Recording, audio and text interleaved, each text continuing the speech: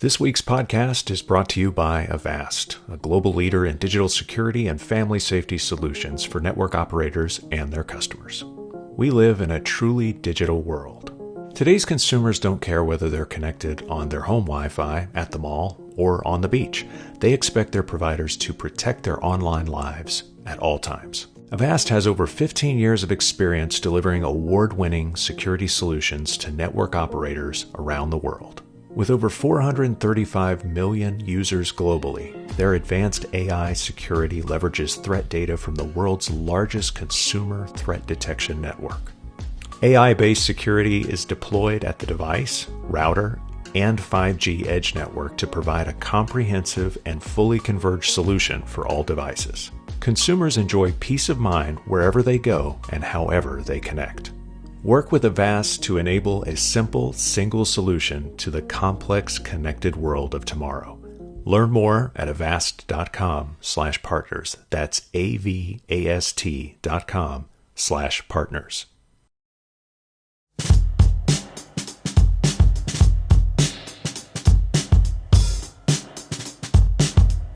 Welcome to the Light Reading Podcast. This is Phil Harvey. I'm an editor here at Light Reading, and I am joined on this podcast by my colleague and fellow editor, Kelsey Zeiser. Helmut Reisinger is joining us. He is the CEO of Orange Business Services. He's been a podcast guest before. And by the way, OBS is the IT and integration side of Orange, the massive carrier. Aliette Lompre is his colleague, and she will also be joining us. She is a senior vice president of customer services and operations, and she also worked in the network side of Orange Business Services before that.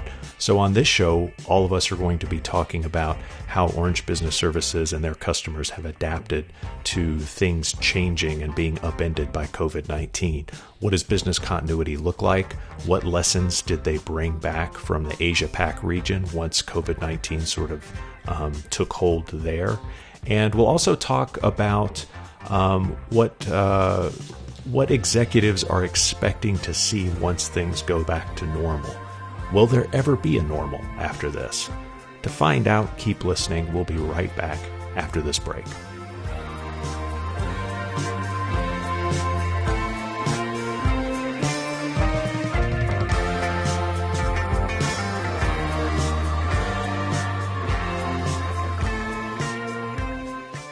The first question I have is for Helmut Reisinger and Aliette Lompre is, what steps have you taken to make sure that Orange Business Services can continue to provide service during this pandemic? This is Helmut speaking. So on the Orange Business Services side, and we are a network native digital services company operating in more than 100 countries.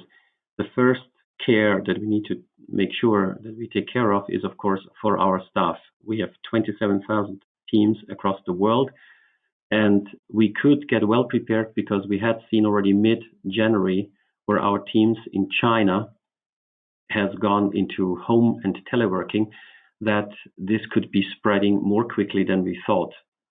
And this is why we had to adapt already. And nowadays, within a short period of time, we had more than 95% of our staff across the world working today from home. We have people who are in our so-called secure service cockpits that are on site, or people that are for good contractual reasons for very specific solution sets for critical infrastructure companies, for example, who are still on site, but this is a small minority, and this can be in India, it can be in France, it could be even in other countries of the world. So the first thing was, of course, health and safety of our staff, and this can only be done with a very transparent and very frequent communication to your teams via the global theaters that we are operating in.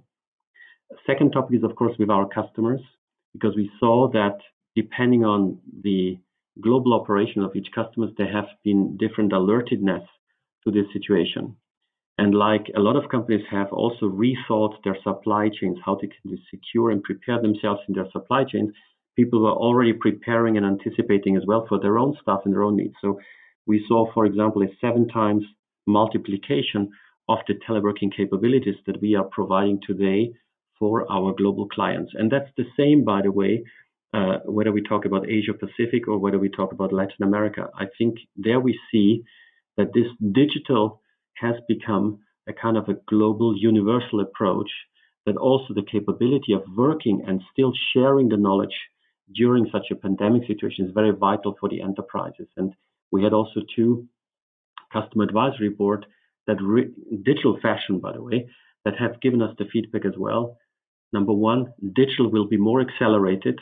Number 2, the visibility of the IT and what the CIOs have been driving towards the president have actually been increasing very fast.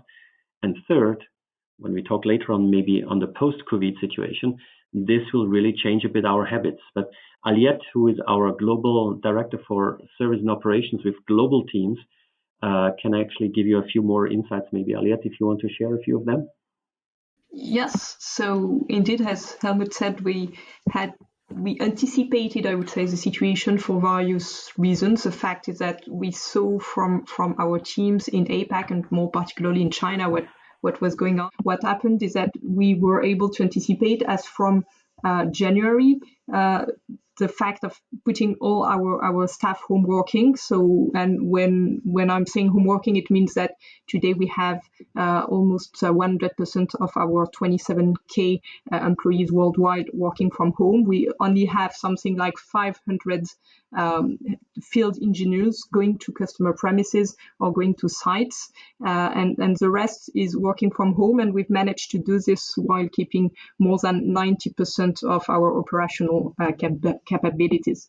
So it required quite a lot of upgrades of our own infrastructure to support all of this, I would say, internal traffic, and also to make sure that we've proactively equipped all the staff so that they can work from home. Just to give an illustration, for instance, we have 24/7 people in our run activities and in our own call centers that had never worked from home before, and we had to equip them and to make sure that we put in place the right process so that it works properly. And we organize this phase by phase, I would say, and the general rule we applied was really to try to empower the teams and to make sure that the decisions were taken at the right level of the company to make it. So you talked about, making decisions at the right level of the company. Were there any other lessons you learned from your operations in Asia Pacific initially at the outset of the pandemic that you could then apply to other regions that you're operating in? This pandemic has a special connotation, I would say, as a characteristic, which is it touches ourselves, and everybody can be concerned by this. Whilst, for example, when our historic business continuity plans, and you see this is also dynamic, we're more oriented towards what happens if there is a submarine cable cut and one of our major service centers is isolated. What happens if there is a change of government and for whichever reason there's a curfew and our people cannot access our given major service center, for example, in Egypt? Or what happens if there's a Hurricane Katrina, and how do we handle this? Here, it was always more an anonymous kind of event, which means the context, it means maybe a technical issue.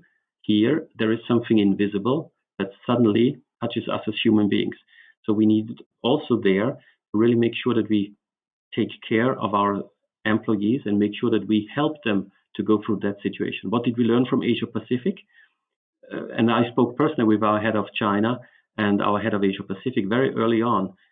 One of the key things, I believe, is frequent and always transparent communications as much as possible. You need to make sure that there is this empathy still alive, even though we are in this digital workspace environment nowadays.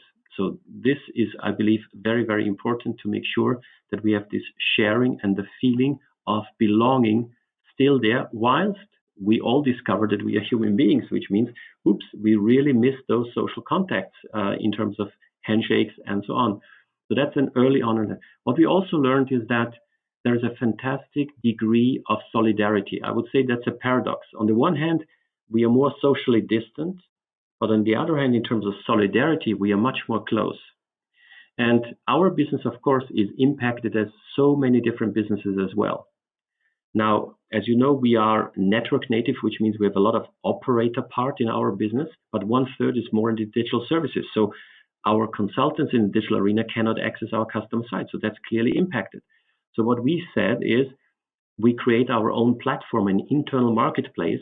If people have demand maybe for certain skills, and we have an internal program called Digital and Data Acceleration to render digital much faster available internally, we said maybe there are some people now who are free because they cannot access customer sites. And on this marketplace, which we call Let Me Help, and what we make this available. And what we learned is there's a tremendous degree of solidarity that is really there across the globe. And this is independent of whichever geography the people belong. And this creates a very good spirit of belonging as well as going through this crisis together. Just maybe about the making sure that what we learned is that such crisis and such crisis management requires to constantly stay in touch, in very close touch with our customers, of course, and also with our employees, because there's lots of uncertainty. The situation is evolving very fast. Depending on the evolution of the virus, and also the business situation is evolving fast. So we need lots of flexibility from a business standpoint, and we also need to keep this this sense of what's actually happening on the ground and how the teams and the customers are feeling, I would say. And we used a lot of tools to survey the teams, to survey the customers, to get those constant feedback and adapt constantly to this feedback and to the situation. And it has been very, very helpful. And maybe if I may add to that, because it just came to my mind, I think what is also rather new is that's a very dynamic situation, which means historically, if we had in our business continuity plans, take a hurricane situation, it concerns one geography, it concerns one specific event here. Yes, it's also one phenomenon, which means this pandemic, but the situations need to be responded to differently from India versus Singapore versus China versus France versus Italy versus United States of America. Take Singapore just announced, I think yesterday, that the lockdown will be extended now until end of June. So our teams need to adapt to that, given also the national or the local needs and recommendations that are given by the local authorities. Another aspect is, I believe, and this was a nice discovery that we had, if we take our home market, France, is what such a pandemic or this crisis allows us is to focus on the essentials, which means we have in certain parts of the processes found, we actually could do much faster if we did this in a different fashion than we did it in the traditional routines. So given the fact there was this pandemic, we have rethought a certain activation process, which now can be done in a very short time, which in previous times would have taken 2 or 3 days. And this is a positive recognition where sometimes, given this external shock, you can create a new dynamic because the people and the organization focus on the essentials internally and, of course, as well for our customers. Okay, thanks for that. So to be aware of time, we'll end with a couple of questions. First, I'll ask about how the network is holding up, and then maybe we can get into what the new normal will look like for your customers and for Orange Business Services after we kind of get by the worst of this pandemic. First of all, on the network side, the network, of course, seems to be holding up well, even though so many processes and things have suddenly become digital. Business travel are now hour-long conference calls and or multi-hour-long conference calls and video calls and things like that. So it put a different type of pressure on the network. I guess my question is Orange Business Services capable of continuing to adjust and maintaining this network capacity going forward? Because I think a lot of these processes are going to stay digital and maybe not, go back to the physical world. Do you have thoughts on how the network is going to hold up and evolve? I let Aliette start on this because she was actually managing before her current job, actually the global backbones. Aliette, would you start on that? Yes, sure. So what we've seen throughout this crisis is that indeed Orange has been able to respond to the situation very efficiently. What we saw is that if you look at the internet traffic, for instance, on our networks, it went up to plus 100% in some countries, for instance. Was the same for voice services, especially at the beginning of the lockdowns. But we have very flexible all IP global networks. We were able, for instance, to more than double our transatlantic capacity, and it was done over a weekend. We were able as well to increase most of the capacity we have on our various platforms, whether we talk about conference call platforms or video conference platforms, where we've witnessed capacity increase or demand increase by something like it has been plus 250% traffic increase for audio conferencing, for instance, or plus 150% capacity increase on our video conferencing solutions.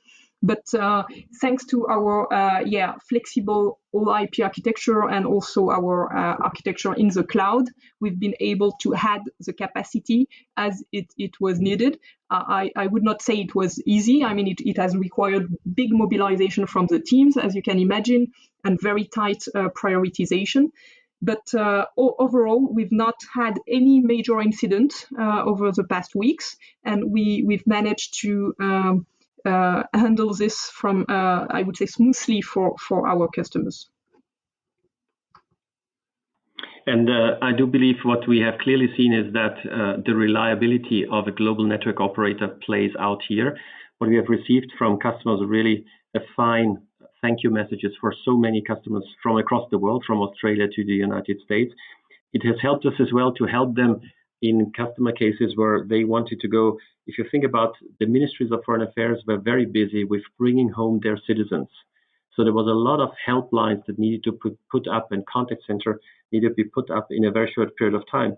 Here again, we have put in place cloud-based contact center solutions for many of the global ministries of foreign affairs that we are serving, or having a chatbot solution that answers quickly questions that are coming in because of these massive increase of questions that were coming. So overall, I do believe that the reliability has shown well in this very difficult time. Yeah? In terms of the post-COVID situation that you were referring to, I believe what we learn out of it is the trend that we have already seen. We are in a hyper-connected world. It will continue. There will be, I do believe, an acceleration towards a new balance between digital and physical. The way of working, and I quote one of our customer advisory board members who is a very global consumer goods company. They have about, because they have a physical production site, of course, they have around about 2/3 of their people in teleworking. They reckon that the new norm will not be 100% will permanently come back again, but probably it's going to be 50-50 of the people teleworking. So there will be shifts in terms of the new way of balance between digital and between the physical presence. I do as well believe that people realize preparedness for a good IT infrastructure. It's almost like as critical as a good healthcare system. I think this pandemic shows us that the degree of vulnerability may vary quite substantially between the countries, but both for the public sector or for a given country, a good healthcare system is as vital and as important as for an enterprise, a good IT and digital infrastructure. And what we saw and what we got from our customers as well is that those who have already gone with us into the cloud enablement via software-defined networks or via a multi-cloud environment, they had more flexibility and agility at their hand with us to maneuver and to quickly adapt to this new situation that is, I repeat, very dynamic, because US has a bit of a different situation. It's the same phenomenon, but also even in the United States, it depends very much on the different states. What are the rules in place? Same in Europe and same in Asia Pacific. And Aliette, do you have any additional thoughts on how things will change for your customers moving forward? We talked a little bit about what the new normal might look like, and how are their priorities changing? So I think clearly, as Helmut said, the customers will accelerate the digital transformation. This crisis has proven that the virtualized cloud-native environments and solutions are much more robust and flexible to adjust to this type of situation. I think our customers will also rethink their supply chain strategy. What we've seen is that all the players that were highly dependent upon one single supplier or one single country in terms of production have been very much impacted by the situation. And if those having a more distributed or shared strategy have been much more protected. So I think lots of players will rethink their strategy in terms of supply chain. And last but not least, I think the ways of working and the culture in many companies will never be the same again. And we will see much more decentralized governances, much more autonomy, home working from the staff, much more flexibility in the ways people address their resources allocation and the way we manage our resources. And clearly, I think all of this will have a big impact on the way we work. And in terms of lockdown, I believe there is also one effect, if I may add to Aliette's point. If we just think about ourselves as individuals, I think that this pandemic has also given rise to one phenomenon, which is telemedicine. We, and if I take both my home country, Austria, but also we as Europeans, we are extremely aware and sensitive towards data protection. Medical data, that's a holy grail, if I may call it like this. On the other hand, and if I quote some of our healthcare responsibles in the countries, they said what is now possible and also accepted by the public would have taken probably years to implement. Now it has been enabled in weeks, means teleconsulting with your doctor because you could not access, you could physically not go there, but still there was the need. And people, of course, then prioritize. Does not mean that you enable non-secure accesses, of course, but the acceptance and the behavior, I think, and the cause for change has really been accelerated due to this pandemic as well in the telemedicine and in the e-health arena. Mm-hmm. That's a great example. I did have a call with my own doctor recently, and I was surprised at how well it went. And, I got the results I was looking for and a prescription that helped, and it was really quick. So I think that's a really interesting point that, people are accepting of that now, and it'll be interesting if that sticks around. Indeed. I really thank you both for being on the podcast today, Helmut Reisinger and Aliette Lompre. Thanks so much for joining us. We do appreciate it.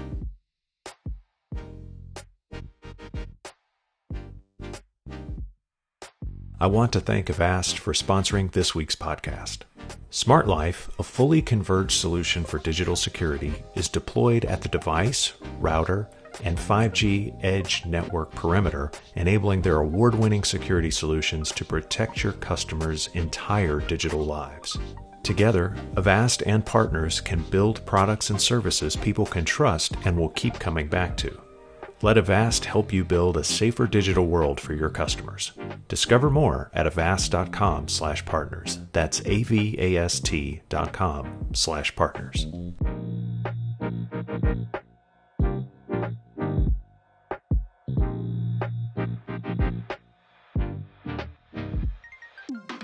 That is it. That's our show. Thanks so much to the Orange Business Services team for participating in this podcast. Aliette Lompre, who connected from Paris, Helmut Reisinger, who was connecting from Austria. I really appreciate their time and insights. Thanks so much to our producer, Tian Fu, because if it weren't for him, you wouldn't hear any of this. Thanks to you, dear listener, for making us feel welcome in your home office, on your recumbent bike, your bunk bed pillow fort, or wherever the hell you happen to be connecting this week.